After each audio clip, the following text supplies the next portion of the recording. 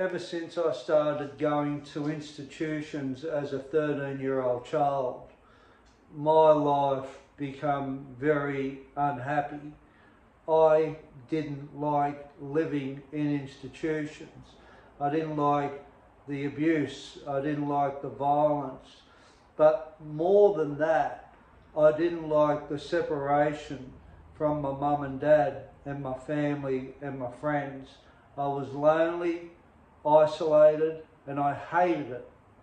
And it never got any better. Day in, day out in these children's homes, I become more angry, I become more bitter, I become more resentful. And the kids who was in these homes with me, they too were similar.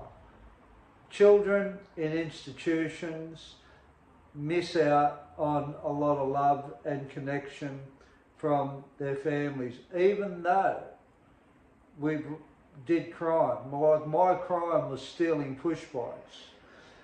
Even though we broke the law, the consequences of that emotionally were scars that I didn't know that I would receive in my life. When I got out of these institutions, I was still angry and I was still bitter, and I continued on the way I was, which wasn't good. And I get that I should have been responsible for what I was doing, but I got into drugs, and that led me to more time in institutions, up until the time when I got charged for a murder when I was 14, stealing marijuana plants out of somebody's backyard with another guy. I didn't kill the guy, but I was there when this guy, my friend, had the altercation with him and evidently stabbed him to death, which wasn't too good. So I got sentenced to 5 years for that. I ended up in a men's prison, then back to the juvenile system. And I just kept in this vicious cycle of being unhappy, resentful, bitter, angry. And I got out of that home after that charge, and I continued on, but this time I upped the ante in my drug taking, and I went from smoking marijuana to taking heroin and more jail time. And this went on until I was 27. So from the age of 13 to 27, I did about 10 years locked up. And I was lost. I just couldn't see any way out of the hate that I had for the system, the hate that I had for myself, because I felt hate for the system and felt bitterness. I internalized that into that against who I was, my well-being, who I was as a person. Don't get me wrong, there was a lot of guilt about my behaviour. I wasn't happy with who I had become. But I developed this hate, and I just felt so stuck in life. I didn't know how to get out of going back to prison all the time. I didn't know how to get out of taking drugs, and I was on methadone and taking barbiturates and anything else I could get my hands on. And life was just non-eventful. It was a revolving door of drugs and prison. And I just thought this was my life to the day I die. I was so pessimistic. I wasn't hopeful. I didn't have no visions of a future. I just thought I was going to maybe die in an armed robbery, or get shot by the police in a robbery, or get murdered, or I was going to hurt somebody else and just spend the rest of my life in prison. I didn't see any way out until I ended up in a rehabilitation centre not to change. My motive to go to this rehabilitation centre was to get out of prison in 1989. And I was going to escape from this rehabilitation centre because I was in maximum security prison. And I was going to go back onto remand for charges I had prior to this prison sentence finishing. So I went to this centre with the motive to run away. And when I got there, it was the worst place I had ever encountered. They were talking about feelings, and they were intimate and affectionate and sharing their thoughts and sharing their emotions with each other and telling on people about what somebody said to another person, which was against my belief system back then. I considered them dogs, I considered them weak, and I just wanted to run away as fast as possible. But that didn't happen. I stayed there, and this confrontation about my behaviour and my attitude and how I was conducting myself in life in this centre was not just focused on me, it was the 50 other people that was in the centre too. We were all confronting each other on what we've seen within each other, and we're all heroin addicts, and there was homeless people in there, and people that had been to jail. You know, the bottom of the barrel, so to speak, in this rehabilitation centre. It was a therapeutic community. And one day I broke down and I cried, and I couldn't stop crying. And after I finished crying, I came out of it and I felt really light, and all this bitter and anger and hate that I had for the world and the system, it was like it wasn't there. The emotion, all the emotions that I got out of my system, I cried for 4 hours, I couldn't stop. It was like I was absolutely wrung out. And it was in that moment that I found myself again. It was in that moment I connected with my true essence. Before boys' homes and before the murder charge and before all the prison sentence and before the smoke and dope and going on to the heroin, I went back to that little child, that kid who didn't need drugs. I went back to that kid who was vulnerable.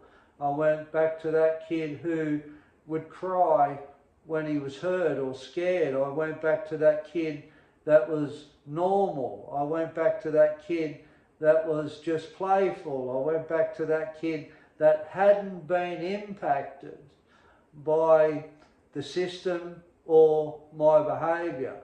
The child within us, and I'm sure everybody can relate to that person prior to being unhappy in life. And it was there that I seen what I was doing. It was there that I seen that I was responsible for all this life. It was there that I seen that I was accountable for what I did.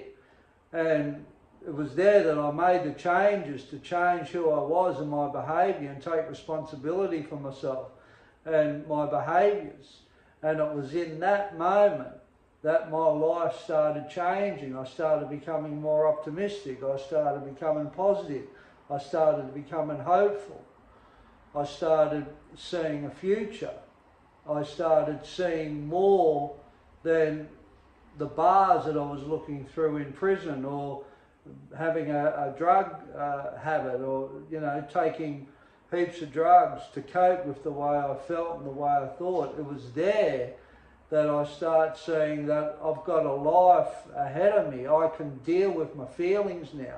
I can start coping, and it's okay to cry, and it's okay to get in touch with your feelings and get back to that. Like, crying was the best thing that happened to me, and I realised why I couldn't cry prior to that. A big part of it is that I was stuck in a survival mode of fear. I was absolutely fearing for my life, going in and out of jail, using drugs, running around the people, the scary people I used to run around, the police, the lifestyle. I was absolutely in fear. And I stepped up within myself to become part of that also. So I seen it, and I seen what I was participating in. But I also seen if I got honest and I got genuine and didn't do the things, the thieving and the lying and the behaviours that got me into prison, I also seen that I could stay where I was now after that event. I could stay in that vulnerability. I could stay in that honesty. I could stay in that truth. As long as I kept being honest and had the courage to stay there. Because I think it takes a form of courage to stay in that vulnerability. So that was a big turnaround for me. And my life just got so much better by talking about my feelings and talking about my thoughts and sharing my inner world and talking about when it was really hard and the struggles and communicating what I honestly felt and thought and expressing myself and being honest to other people and not saying one thing and doing the other and yeah, having good motives with people. It transformed my life. So out of the darkness, I did find the light through a situation that I didn't expect. Like when I went to that rehab, I didn't go there to change. I went there to escape, but something happened there. I believe it was a divine intervention. I was guided there. So, you know, if you're at a low point in your life, never give up. You know, you just don't know when your corner's going to come. You don't know when the seas are going to part. You don't know when you're going to see a different way. You don't know what's going to happen out of a situation. Doesn't matter how bad it is in life. There's a possibility you might find a way out, and that might get you out of unhappiness, and that might get you out of what you don't like or what you haven't enjoyed in life. There is hope, and it gave me a tremendous amount of faith when I went through this experience, because I realised after this experience that it didn't matter what happened to me in the future from there on after rehab. I realised then that even if it's a really bad situation, I could learn something from it, because that rehab situation was the worst place I had ever been in my life at first, being a criminal and a heroin addict, and I found tools in a place that I hated. I found the greatest gifts in my life in a situation I detest, in a situation that I resented. And the people in there at first, I hated them all. I thought they were all stiffs, they were all weak, they had no heart. So I realised after that experience that it doesn't matter about the experiences that I went through. There's something in it. There'd be something in it for me to take out of and learn from. And there's a shining light in all bad experiences. There's hope in bad experiences. There's learning in bad experiences. There's lessons in bad experiences. You know, there's experiences through bad experiences. If you can get something out of it, if you can realise that you've had a moment in them that's made you wake up to yourself or made you see things, if that happens, these bad experiences become purposeful. So every single one of them I've had after that, and this is since 1989, I've always seek the wisdom. I've always seek what I have to learn from bad experience, be that bad relationships, be that losing friends or money or bad business deals or conflict in life or with other people or family, friends. Like, I've always come to a point where, okay, what do I need to learn out of this? What can I take away from this to become a better person after it? And it's helped me in my life, and I've had a fantastic life from it. So out of a bad life came a good life, and I hope, I've written a book about it also, King Hit book. I hope through my message that I can give other people some hope that they too may find their light through darkness in their life. You take care now, and God bless, and have a great day. Look after yourself.